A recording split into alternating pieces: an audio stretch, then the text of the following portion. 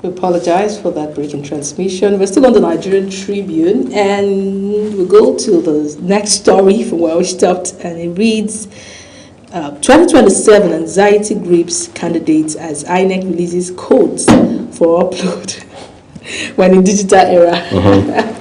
So it's coded. Everybody must align. Okay, APC, ADC. It looks like APC are ahead. They are more tech savvy now than the other parties. The other parties, because they seem not to be the only ones complaining. Maybe the PDP too are not complaining so Who knows? much. Every other party is still having their eyebrows raised at INEC. Okay, and right there says APC, ADC received theirs. ADC has conquered. Finally. Everybody, they say it go reach everybody. All right. It's time for NDC. It's still waiting game for NDC. Well, I saw that coming. That's what it reads on the on that rider there. So NDC seems to still be waiting for their code. They have not received their code to log in. Are they distributing these codes in batches?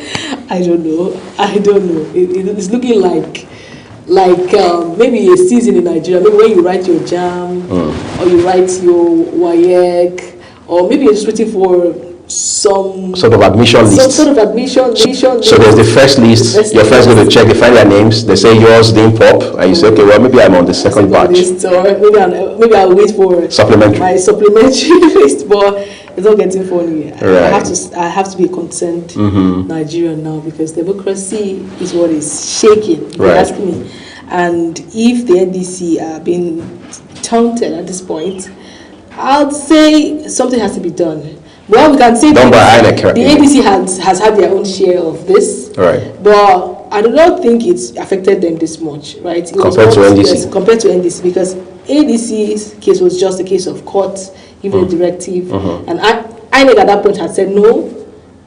INEC had stood with the ADC, but now the court has also given INEC a stand on, for the NDC, right? But INEC, prior to now, or even as at this moment, have not released or uploaded the candidates of the NDC primaries, and it's a concern. So that's more like maybe the INEC.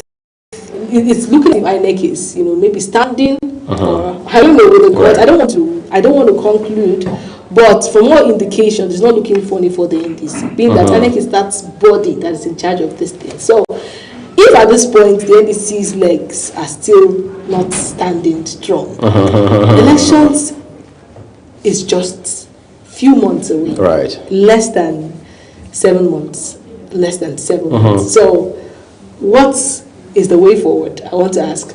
What is the state of those candidates that have purchased forms with the millions of, I don't know how much they sold though, but I've bought all the forms, I've maybe gone through the invested in campaigns of some kind. Exactly, I'm speaking to people. Right. Well, how do you intend to compensate them? Let's say the NDC is not recognized at the end of the day. What happens to those sets of people?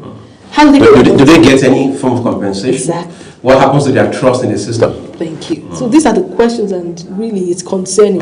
So INEC really needs to do their best to ensure that democracy prevails, regardless. Well, regardless. Okay, so let's go to the next one that reads 2027 anxiety. Okay, we've taken that. Resident doctors declare industrial disputes, give federal government fresh 4-week deadline. Details on page 32. There's a health report there, and it reads, frequent ejaculation may improve sperm quality. That's coming from an Oxford study. Well, that is for Mr. Uya and the health experts. Of course. There's another study that has propounded that for men to stay healthy and be able to, at least to a large extent, fight off prostate cancer. Yes, they've got to ejaculate 21 times a month. But the doctors have come to debunk that, saying it's not scientifically sound. It's not scientifically sound. It has a lot.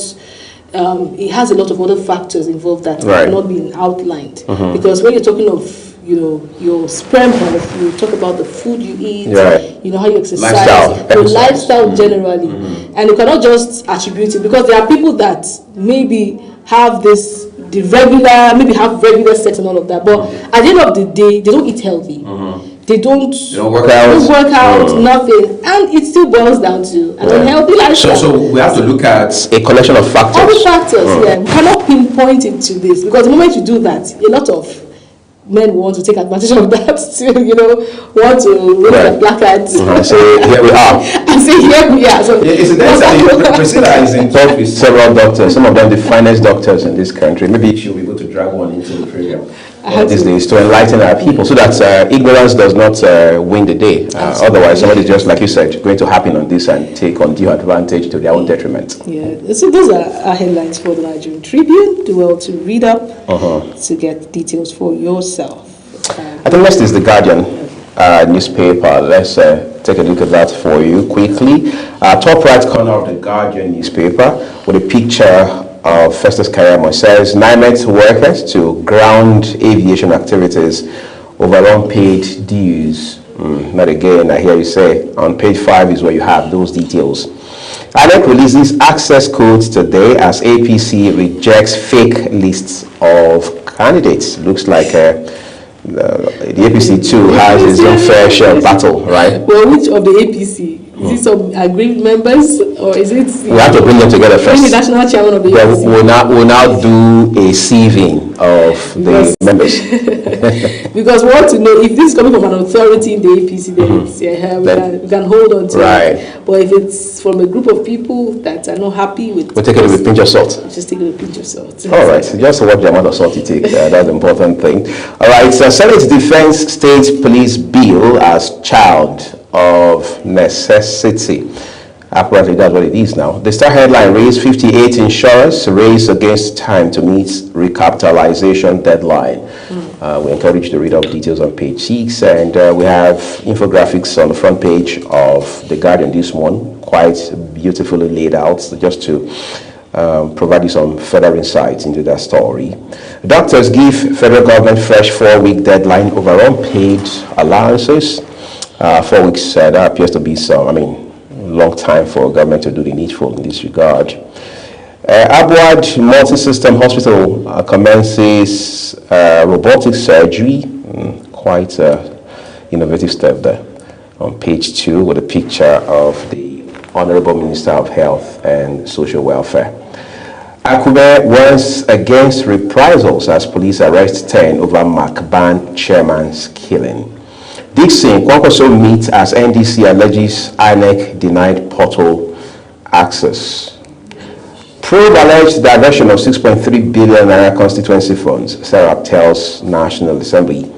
Only 25% of men have healthy sperm, experts say on page 2. So we're going back to this again. Well, hopefully we'll find time to discuss this in detail some other time. Incidentally, those are all headlines from the Guardian newspaper this morning. We encourage you to read up details, and it turns out these are all the headlines we're bringing for you across all the papers today. Please go grab copies and look at details so you can stay guided regarding the news today. And we'd like to remind you that Global Television, as a broadcast media outfit, all the team here on Global Morning does not in any way contribute to these headlines. We just bring them to you exactly as published by their respective publishers. Up next is Social Buzz with Ogochukwu Mobodo.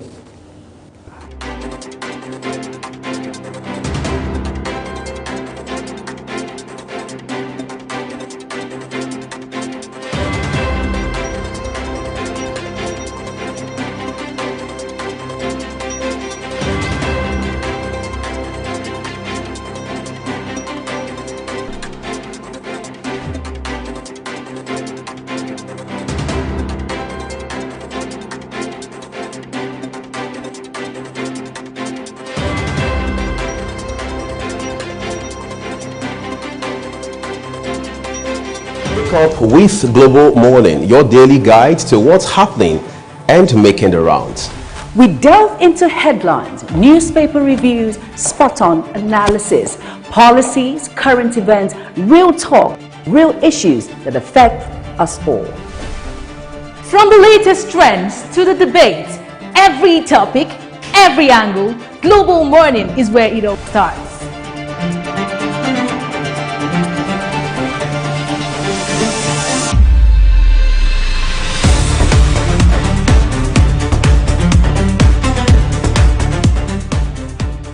Global Morning, For the latest issues, always on point. watch Global Morning Monday to Friday at 7 a.m. Saturday and Sunday at 8 a.m. on Global Television. Wake up with Global Morning, your daily guide to what's happening and making the rounds. We delve into headlines, newspaper reviews, spot-on analysis, policies, current events, real talk, real issues that affect us all. From the latest trends to the debate, every topic, every angle, Global Morning is where it all starts.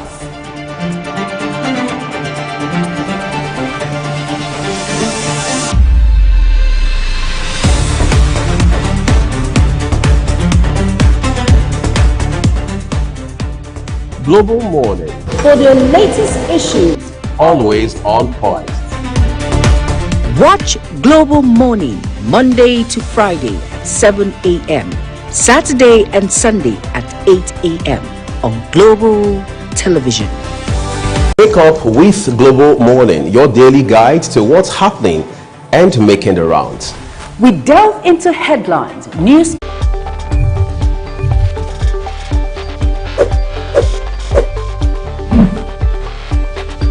At Witchtech Cables, we don't just make cables, we deliver excellence. Our products are built with advanced technology, trusted for their unmatched quality and durability. With a wide range of cables, swift delivery, and continuous innovation, we stay ahead of the market demand. We are proudly Nigerian, fully indigenous, yet world-class. Backed by a professional team, strong technical support, and a deep commitment to customer satisfaction. Witchtech Cables is more than a brand, it's a promise. Witchtech Cables, quality cables better than the best.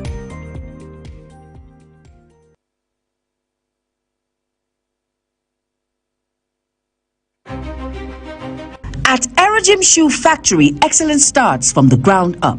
Located at number 1 Pound Road behind Nigeria Correctional Service, Aba, Abia State. We produce 1,500 high-quality shoes every single day. Paramilitary shoes, safety boots, desert boots, ankle shoes, back-to-school footwear. All crafted with state-of-the-art equipment and built for strength, comfort, and durability. For reliable footwear that stands the test of time, choose Aerogym Shoes for better product, strong steps, smart style. For inquiries, call 091-264-53399 or 070-3009-3944 or 080-6573-8374 or call 081-3167-3668. Email info@aerogym.com. Website www.aerogymdesign.com. Aerogym. Walk with confidence. Walk with pride.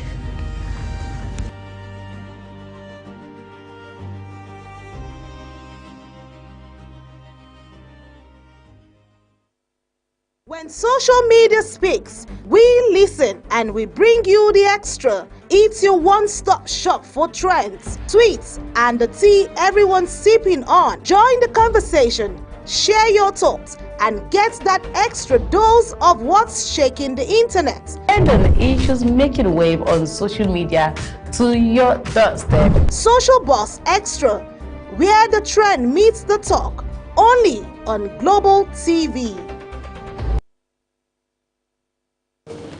Good morning and welcome to Social Pulse Extra on Global Television. This is Social Pulse on Global Morning, and we're going to talk about some things that are affecting Nigerians currently.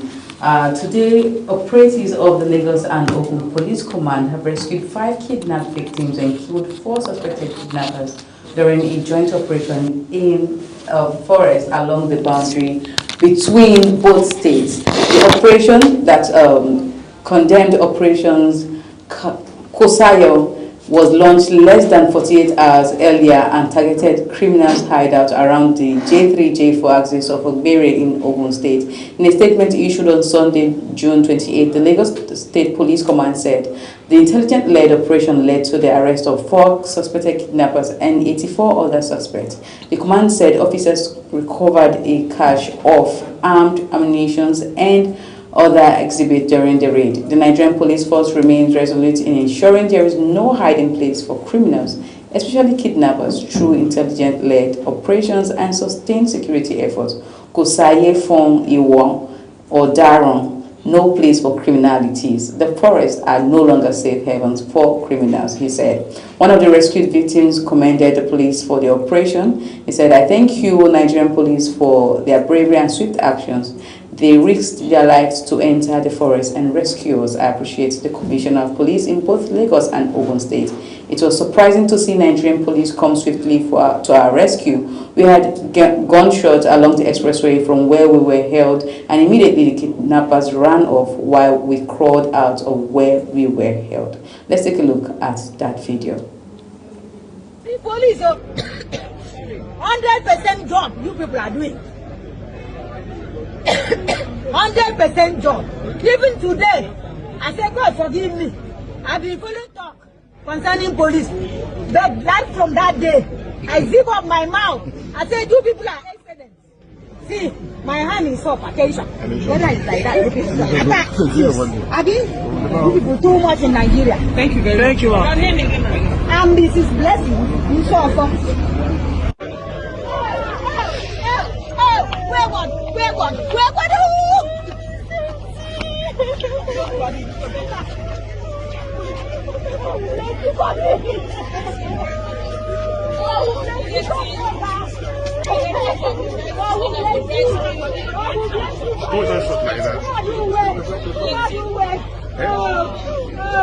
See, mommy, don't die. See the bullet. Where is in my hand? No. I very too much. Not because of digging. They won't remove me today. I say, this man go. I just finished my prayer. She's not up to 10 minutes after that prayer. That we just started gunshots from the express toward that bush.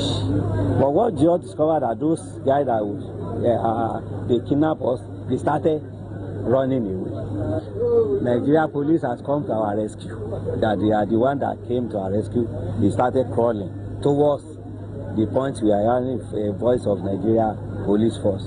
So from there, all of us now came out. How many are the kidnappers? They are 5 in number. Okay. I saw yesterday from Nigeria police, really surprising. Because it's like I don't even dream that such can happen in Nigeria. Yes. I really thank God and we give kudos to Nigeria police. And I thank IG, I thank Commissioner of Police Ogun State, I thank Commissioner of Police in Lagos State. And I thank the Joint Task Force that they introduced. I think they should continue keeping it. They should not relent in their effort. And we believe Almighty will be with them. So my message to Nigerians is that we should change our orientation and our perspective about the Nigeria police. That Nigeria police are working and they are trying their best.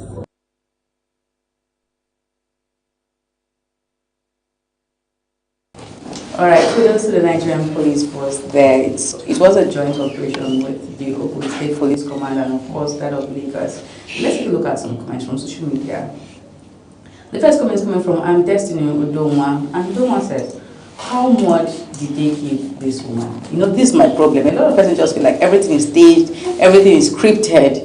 Even when the police does something good, we don't commend them, rather we condemn them. Please, let's learn to commend the police force whenever something good happens, okay? Next comment is coming from Yaga, and Yaga says, this is what we want to hear henceforth.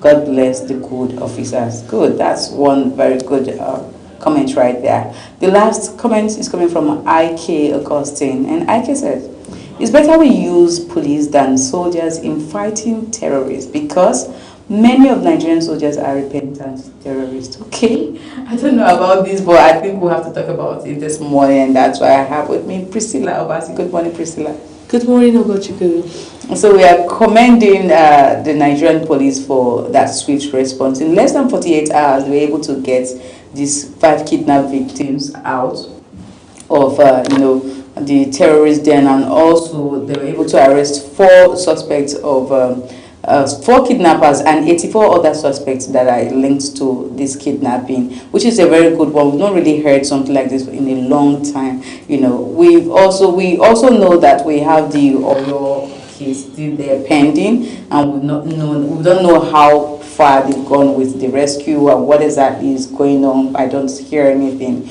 But then let's talk about this one and also commend them for this good work, and we hope to see better other rescues or better swift response. We've always known the Nigerian police to be a bit slow. We used to think that way, but this one is really a good one. I really commend them. But then again, someone made a salient point where the person said he prefers the Nigerian police to actually take up this job of fighting terrorism instead of the Nigerian soldiers, because he feels they are all repentant terrorists. What do you think? Well, let me start by saluting the Nigerian police and those very personnel that were involved in this rescue. If everything is actually true, it's a very good one, commendable, and I salute them. Why do you say if everything is actually true? Do you have a bit of doubt?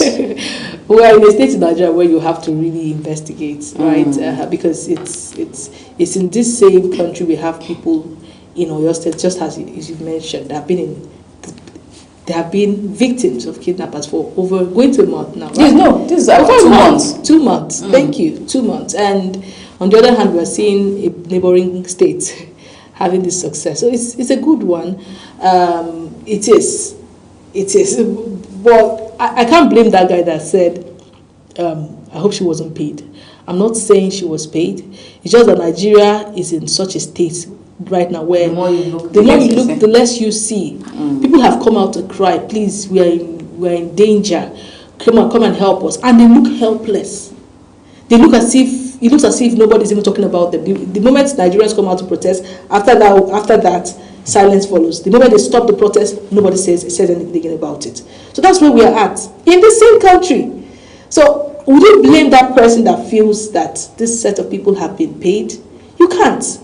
But again, as I say, if this is actually true, I commend and I really salute the courage. It takes a lot to put your life on the line. It's not easy. So I salute the team, the rescuers that made this possible. But it doesn't. For every successful case right now in Nigeria, you know that there are 99 unsuccessful ones. I'm just saying this. I think maybe it's an exaggeration, but I mean, there are underreported cases of kidnaps in Nigeria. The ones we get to see are the ones that are reported. And maybe, I don't know if there are underreported cases of returns or underreported cases of people that have been rescued. We get to hear more of returns than maybe cases of... For every paper we read, every time we come here to do newspaper review, there is that case that is not trending that you see on paper, across papers. You get. So the fact that it's not trend doesn't mean that it's not happening. It's not happening. Yeah. There are some people that are still held captive, even as we speak, that nobody knows about. Our roads are so insecure that people cannot even travel safely. So we want to see the rescue and the fact that our personnel, our security agencies. You want to see that success rates commensurate with whatever it is, the downside, with those that are still held captive. We want to see that, okay, there is progress. We want to see that people are being released. Because I don't feel like these things are beyond us. I really do not think so. Nigerians are very intelligent people. The average Nigerian is an intelligent person. Not talk of those that have been equipped money-wise, gadget-wise, technology-wise. They will optimize whatever intelligence they have on their inside because of the available tools given to them. So there's so much more we can do in Nigeria. We are so behind compared to the results we're getting on these insecurity issues. But again, congratulations to those that have been released. I am really happy to see that this progress was made. So back to the question I asked earlier, do you think that the Nigerian police are better fighting, insecurity than the Nigerian soldiers, because a lot of persons do not have faith anymore. I was shocked to see that comment. I don't even know where to start. Okay, maybe I think the reason why this person dropped this comment. So earlier this morning on my way to work, I was just going through social media, and I saw a voice note from one of these terrorists saying that, remember the general that was killed or died in captivity? Yes. So he said that they did not come to rescue anybody. As a matter of fact, even when they made that effort that they were going to come, the Nigerian police were going to come rescue this man, the general, that he already had information, pre-hand information before they came. Why? Because he has his boys there in the army. So they gave him an information. So they did not come to rescue that. They actually sent this woman, the wife of the general, they sent her out, and no one actually came to rescue. It was not an issue of them. They were already informed. He said he has a handful of them, his boys in the army. So I think this conversation or these comments, actually, there is nothing... There's something, like you're going to see some atom of truth in this comment. If we compare it to the success rate we've had with our generals, we've had some of our generals lose their lives. Yes, because sometimes information goes out, and before you know it, they are already attacking these people. He even said that whatever it is that is happening with the presidency, he gets information because he has his boys. This is, I think I would have actually played that maybe on my show or Social Buzz Extra. Would definitely bring that out. Is that coming from a kidnapper? Yes, this is coming from one of the terrorists. He said this. The voice note, I'm going to play it out there. So join me, of course, 12:30. So we'll talk about that. But that is some of the things that you get to hear, and you do not have faith anymore in the Nigerian soldier. So if someone is telling you, please, I wouldn't want the Nigerian soldier to do this because they are repentant terrorists. Please, we've seen these people being rehabilitated into the society too. Are they really and given a role in the military? Are they really repentant? If they are terrorists and they are still collaborating with this, I'm not assuming, I'm not drawing any conclusion from what that person has said. But at the same time, I want to feel like the military terrain is structured in a way that you cannot just take moves anyhow.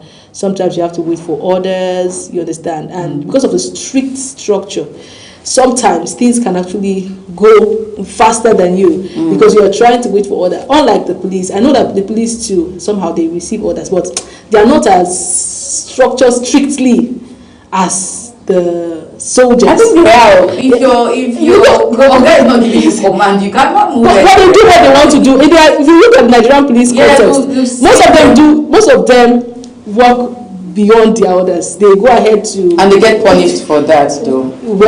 So if this same guy, I'm just trying to give an excuse though for the soldiers, right? Fair enough. Yeah, I'm trying to excuse whatever lapses. Maybe the way the channels the orders pass through, I don't know, maybe it's a bit shorter for the soldier. I'll have to do my investigation or research to do what I'm saying. We'll say maybe that of the military is a bit strict, more stricter than of the police officer. I really feel that it's more strict than strict. They will say obey the last command. Exactly. The last order. There's this strong strictness. When you are dealing with a soldier, when you are dealing with a police, you know that there's a difference, right? you know that you can. Something came to my mind just now. You can freestyle with a police officer.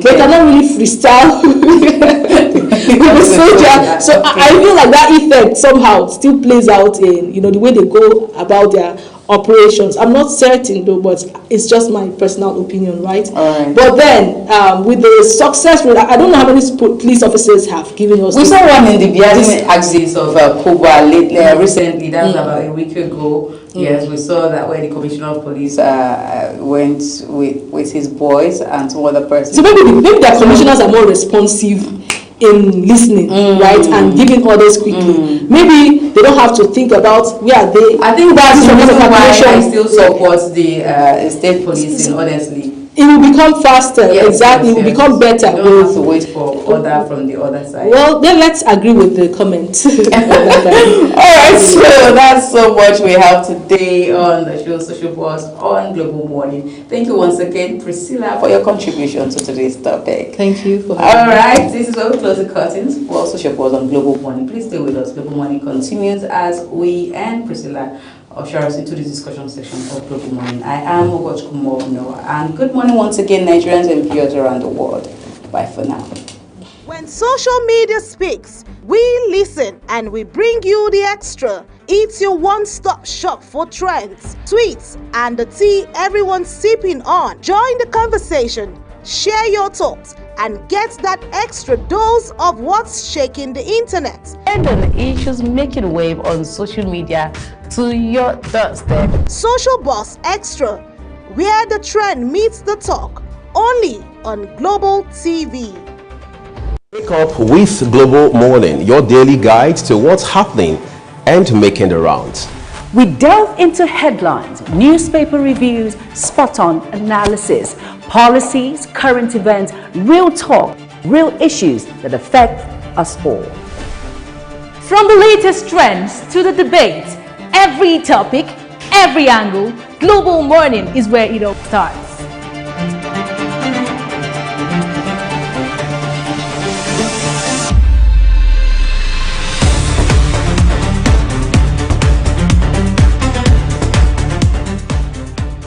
Global Morning, For the latest issues, always on point. watch Global Morning Monday to Friday at 7 a.m., Saturday and Sunday at 8 a.m. on Global Television.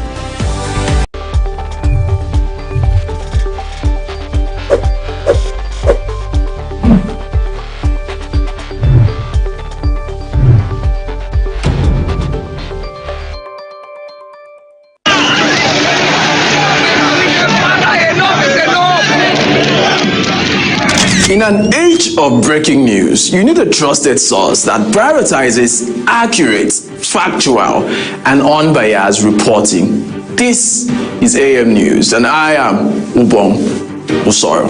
On Global Television, our news is rooted in verified and authoritative storytelling that keeps you educated, informed, and enlightened on all the issues that matter to you. I am Sadia Yakubu. This is Midday News. You can trust our multi-platform news broadcast real-time and fast-check stories for all the big local and foreign headlines round the clock. I am Ramsey Enoch Agbo. This is News Express. Our array of anchors delivers the news to our teeming viewers, breaking it down with context and perspective. This is News Cycle on Global Television. I am Anieti Patrick. And the flagship news is your hub for the day's most engaging stories. This is News Prime, and I am Jumai Manson. Did you miss any of our news rounds? No worries. Catch up at 10 p.m. and midnight, 7 days of the week. I am Mukhtar Kasim. Global TV is on DSTV channel 365 and Star Times channel 276. We're active across all social media platforms at Global TV NG. Global TV News, accurate and unbiased. I'm Uyi Agmofwebe.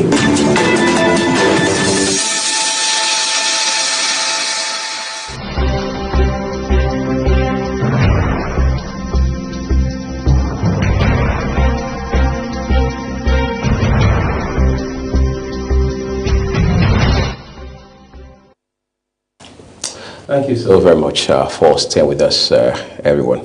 We'll get our conversation about political developments on the way shortly, but then this so-called Olodo uprising is becoming a big conversation, just something that was a bit, if you like, spontaneous in the course of a podcast, has now become basis to have a debate, if you like, a dialogue as to where we are as a country and by extension a continent, and ask ourselves, looking at each other in the eye, whether or not we're ready to make progress.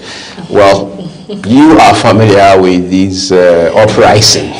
How? I'm not Olodo. No, I'm saying you are familiar with the uprising. Okay. Yes, you don't have to be an Olodo to know about the uprising. Okay.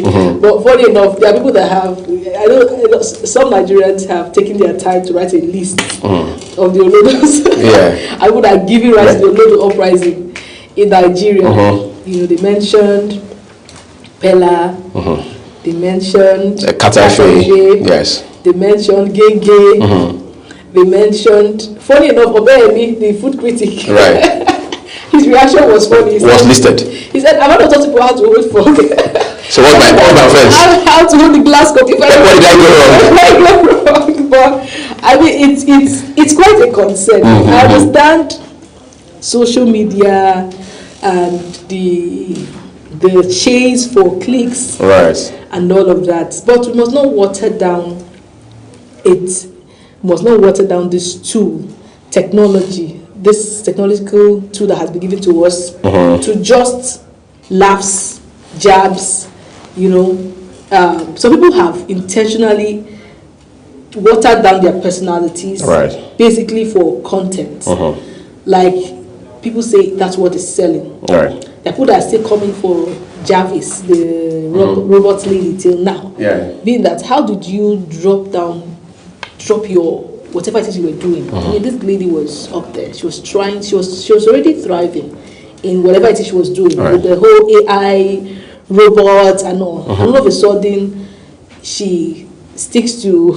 She's the one paired with Pella. Pairing now with Pella. One minute she's his girlfriend, the next they are getting engaged, the next they're not engaged. The next bit she's even pregnant now. Okay. They have formalized. Is there such a word as on pregnant? I'm just thinking about it. Right? No, there's no such a word as there's not a word as put to bed. Okay. But there's pregnant. Yeah. So personally, I am like, when I see the likes of Jarvis, I'm like, okay, your excuse is not that Nigeria has not accepted what you were doing. Right. Your excuse is not that you were not known, you didn't have a niche, people did not know what you were doing. You're at that point where you would graduate and people were even looking to endorse you. So you already had traction. You already had a traction. So would you say, Nigeria failed me? That's what I'm going to. Or you failed yourself. Exactly. But then I saw a video of her coming out to say, am I not a graduate? And I'm like, yes, you are a graduate, because we all saw when she graduated. But you were already making waves. You could have just consistently continued. So how did you drop the bar? So how did you drop the bar? So how can we be having a conversation of, am I not a graduate? How did you get here? How did we get here? I'm confused. Well, let's not bring confusion into this program. But I can share the emotion that Priscilla is expressing this morning, and I'm sure tens of millions of Nigerians do, because it's quite disturbing, this Olodo uprising, and it's beyond the trend and the virality of it. It's about the root of the issue. How that's some historian in Nigeria is now saying that, look, this is on account of algorithm. The algorithm is pushing to Nigerians things that will hold them back, doing the same to the entire third world, as it were. But we're going to talk about this extensively at some other time. Let's take a break. When we return, our guest will be helping us understand what's happening within the political landscape.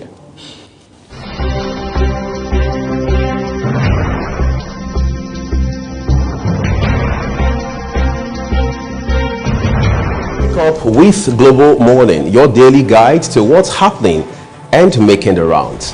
We delve into headlines, newspaper reviews, spot-on analysis, policies, current events, real talk, real issues that affect us all.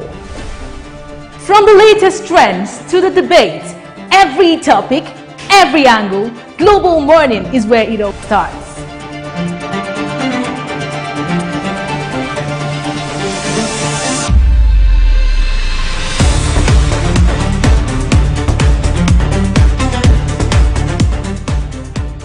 Global Morning, For the latest issues, always on point. watch Global Morning Monday to Friday at 7 a.m., Saturday and Sunday at 8 a.m. on Global Television.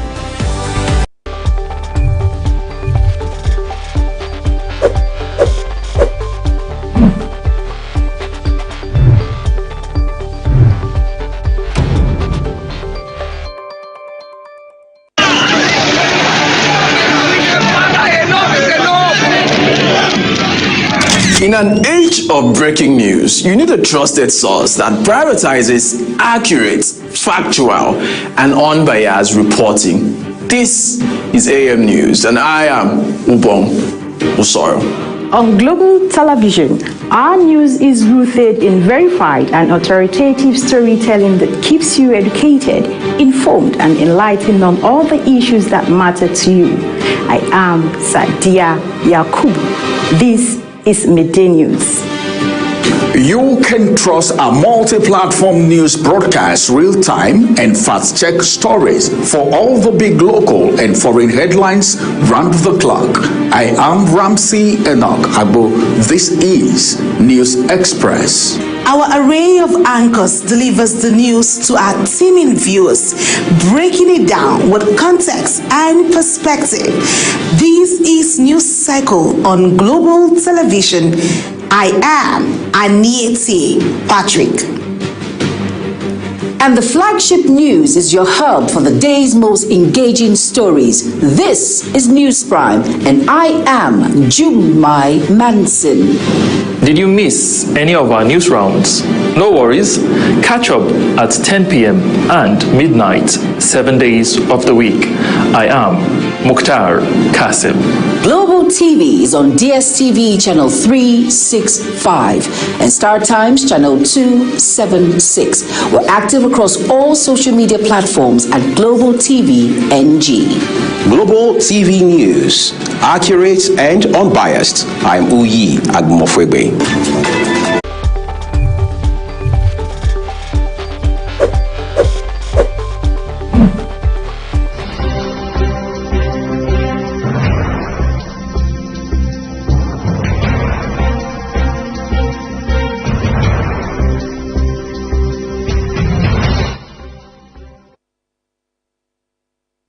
The last couple of days, so much has happened within Nigeria's political space, including some very unsettling news, as politicians now say, especially those on the opposition side of things, that has now de-recognized, so to speak, the NDC, a party many have come to believe will ultimately, all else equal, become a special purpose vehicle for the combination of Obi and Kwankwaso to test their might at the polls in 2027 towards accessing Aso Rock. But again, the question is, how much does that deplete the opposition? Plus, the All Progressives Congress also appears to have its own fair share of internal conflict, given some reports of how that the party is now essentially populated by people who are disgruntled on account of, one, those who say since the last 3 years of this administration, they've not been recognized by way of patronage, either, well, contracts or appointments. Others say, well, the last set of, if you like, primaries did not go down well with them, given that they believe by their own assessment that it was not a level playing field. Where does all of this put these political parties as they go head-to-head in 2027 from bottom to top? We're joined this morning by socio-political analyst Toba Owojayi. So good to see you after a while. Good morning, sir. Good to see you, sir. Good morning. All right, Toba, I think we should start from the issue of the opposition, right? Yes. Because you and I have talked here severally, and we have agreed that for democracy to thrive, we've got to have a robust, vibrant, virile opposition. Of course. What is your assessment as things stand today? It's not really going well for the opposition, in my opinion. But I think most of it is self-inflicted. They didn't observe the Tinubu and the APC when they were up against PDP. They should have learned their lessons from that. Tinubu came up as a governor on a platform where he was the only governor, 1999 on this seat. He was against a sitting president, who is Obasanjo, who stifled him, created problems within his party, seized allocation from him, and created factions inside his party. And he had to take his own one-third faction and go create another party, ACN, and grew it to become 5 parties. And from there also... Now you mean 5 states? 5 states, yes. And from there also grew it till they had to take on Buhari from CPC, who wasn't winning, but was winning in his own area, and join forces and fight with media and fight with narrative and keep the fight on until they were able to come into power. the opposition is becoming, that we have now, is now too choosy, too lackadaisical, too entitled. How can you move to a party without doing your due diligence? How can you, see, you cannot take all your support and jump from house to house to house, and your support will remain intact. But then you jump from one party to another, but then you jump to the fifth party, a large part of your support base is now retained in those structures based on positions they get or different things. So the opposition should have stuck to one party. That's just the truth. But was that realistic, really? See, you see. When you say one party, which party? I don't see. Till you understand party as a vehicle, then you will get attached. For example, Obi said I will never leave APGA. That statement doesn't mean he should never leave APGA. If the conditions come to be, he needs to leave APGA. Atiku said he will never come back to PDP. He came back to PDP, struggled with the PDP, and had to now finally leave the PDP.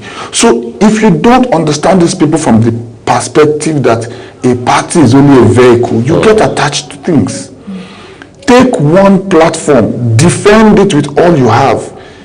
The ruling party, I would say, and the legal system try to, with somebody's accusation, try to deregister the ADC some weeks ago, and before 3 days it was knocked off. The matter was dead and buried because they have contestants on the platform. They had people who won on the platform. But let's look at NDC. How do you go to a new party who you didn't see? They only had a court document that asked them to. You will have to do your findings. Right. Some other candidates reached out to me personally, and I give them three parties to join. One of them will be registered this week, so you know that some of us we are walking back, and one other new party will be registered this week. But it was delayed, and they couldn't follow that option. You need to be abreast. We told some of them from the beginning, NDC is a trap, and we told them clearly, because the necessary documents to put a party in place was not done. I was part of my friends who, when in the process of trying to register parties, we never ever saw on the list of people present any NDC. So we already knew that something is wrong here. Is this a booby trap, or this is a person who didn't do due diligence?